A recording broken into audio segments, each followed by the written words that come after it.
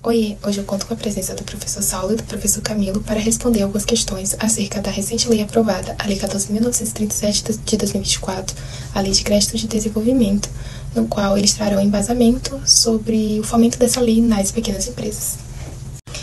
Oi, professor Saulo, boa tarde, muito obrigada pela participação. Professor, a gente gostaria de saber como a letra de crédito de desenvolvimento, a LCD, se diferencia de outros títulos autoafiançáveis como a LCI e a LCA em termos de estrutura e finalidade.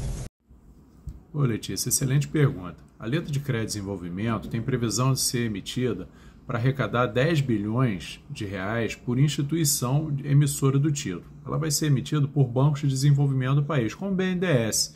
Esse é o grande diferencial da LCD para a LCI e a LCA. A letra de crédito agrário e a letra de crédito imobiliário tem como parâmetro indexador as atividades do agronegócio e do setor imobiliário. A letra de crédito de desenvolvimento pretende arrecadar esse recurso para investi-lo totalmente no desenvolvimento econômico do país. Professor, e de que forma essa lei ela contribui para o fomento das pequenas empresas e seus impactos previstos no desenvolvimento econômico nacional? Então, as pequenas empresas, de uma forma geral, são responsáveis por grande parte da atividade econômica do país. Em 2021, segundo a estatística, tinham mais de 13 milhões de microempreendedores individuais em atuação no país. Isso representa quase 70% da atividade econômica do país. Então, o foco do legislador na criação da LCD é estimular esses tipos de negócio, fomentar a pequena empresa de uma forma geral, considerando a alta representatividade, o valor social que ela tem na atividade econômica da nação. Muito obrigada pelas informações, professor. Mas de que forma a implementação da letra de crédito de desenvolvimento pode impactar a geração de empregos e o equilíbrio ambiental concorrencial para as pequenas empresas no Brasil?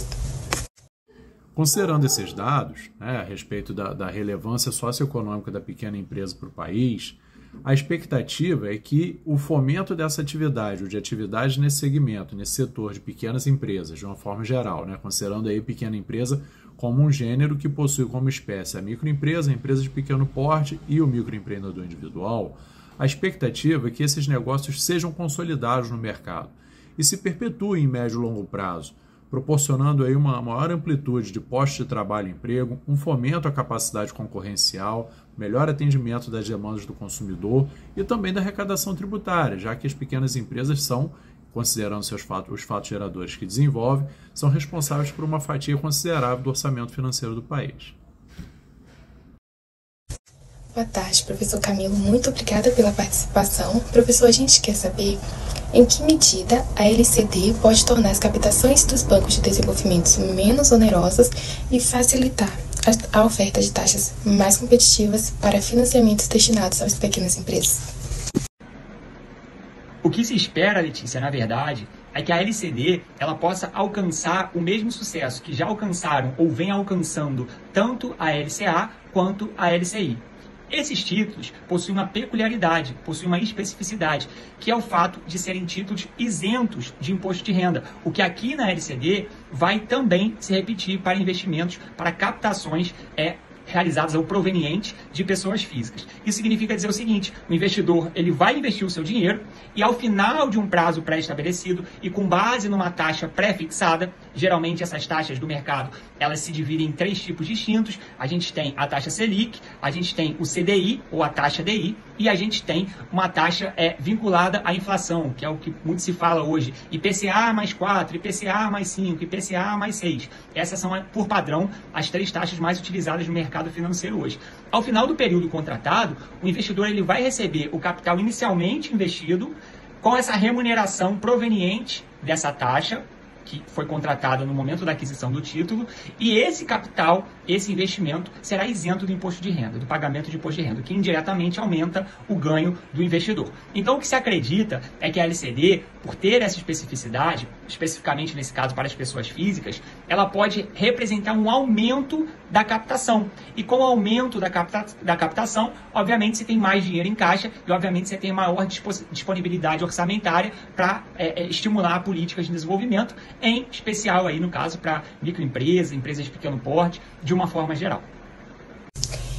Professor Camilo, e de que maneira as taxas Selic e DI influenciam a rentabilidade da LCD e afetam a atratividade dos títulos para investidores? Na verdade, essas taxas elas são utilizadas como um parâmetro de remuneração. Então, se a gente fala que o título está vinculado à taxa Selic, quer dizer que ele vai pagar a remuneração que importa no montante total da taxa Selic. Então, se a taxa Selic ela estiver a 12% ao ano e aquele título, por exemplo, a LCD, estiver vinculada à taxa Selic, significa que a LCD ela vai pagar 12% ao ano. Geralmente, no mercado de renda fixa, especificamente aqui no Brasil, as taxas que servem como parâmetro para fixar ou para determinar essas remunerações são justamente a taxa Selic, em títulos geralmente expedidos pelo governo, a taxa DI ou CDI, em títulos emitidos por empresas privadas, por bancos, por exemplo, e a gente tem ainda o IPCA, que é a inflação. E a gente já ouviu falar várias vezes que aquele título ele paga, por exemplo, IPCA mais 4, IPCA mais 5. Ele considera o período da inflação apurada naquele período, geralmente no período de um ano, e aí ele paga a inflação mais uma remuneração fixa, que é um valor ali de 4, 5, 6%, dependendo aí do título, dependendo do momento em que o Brasil, em que o país se encontra, tá? E confiança na economia, isso tudo vai acabar interferindo nessas taxas, tanto a Selic, quanto a taxa DI ou CDI, quanto o IPCA mais alguma coisa. E por fim, professor Camilo, quais os desafios e oportunidades que essa lei apresenta para assegurar a isonomia tributária e promover um ambiente mais econômico e favorável ao desenvolvimento das pequenas empresas? Bom, eu acho que dentre alguns desafios e oportunidades, e aí me permita mencionar um de cada, eu entendo o seguinte: como oportunidade, acredito que a mais visível ou a mais perceptível é o fato de que a LCD é um título isento de imposto de renda. Logo, o investidor, pessoa física, vai aportar o seu capital, vai fazer o seu investimento e ao final de um período pré-estabelecido, aquele capital vai retornar para ele acrescido do lucro e esse lucro está isento do pagamento de imposto de renda, o que indiretamente, como foi mencionado anteriormente, acaba aumentando o lucro daquele investidor. E como desafio, eu acredito, Letícia, que a gente pode mencionar o fato vinculado ao apetite do mercado brasileiro. Será que o mercado brasileiro ainda tem apetite para mais um título similar à LCI e à LCA? Lembrando que o que diferencia esses títulos é justamente a destinação dos recursos captados. Esse seria o questionamento. A gente vê que a LCI e a LCA são títulos que têm enorme aceitação no mercado. Mas será que esse mercado já não está saturado? Será que esse mercado ainda comporta mais um título como a LCD?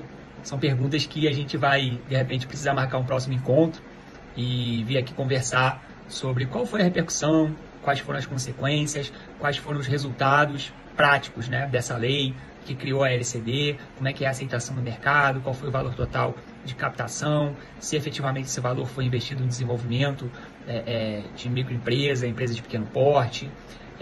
Então, eu acho que como desafio seria entender justamente o apetite do mercado por mais esse título e oportunidade, sem dúvida, parece evidente aí que a questão da isenção do pagamento do imposto de renda. Tá bom? Muito obrigado. Muito obrigada, professor Saulo, professor Camilo, pelos esclarecimentos. E eu convido você aí que nos assistiu a conhecer as nossas plataformas digitais, nosso canal no YouTube, a nossa página no Instagram, no qual abordamos temas cruciais sobre micros e pequenas empresas. É isso, Letícia. A gente agradece essa oportunidade de estar aqui no canal do Observatório da Pequena Empresa, podendo discutir esse tema novo, né, e relevante para o cenário socioeconômico do país, especificamente porque diz respeito às pequenas empresas, e aproveita também a oportunidade para convidar a todos e todas a conhecer os nossos canais do Observatório da Pequena Empresa, participar das nossas atividades, dos nossos projetos, contribuir com os nossos estudos e pesquisas e compartilhar o conhecimento que a gente produz aqui nessa atividade que é muito gratificante de ser desenvolvida entre docentes e discentes da Universidade Federal Fluminense. Um abraço a todos e todas, até logo.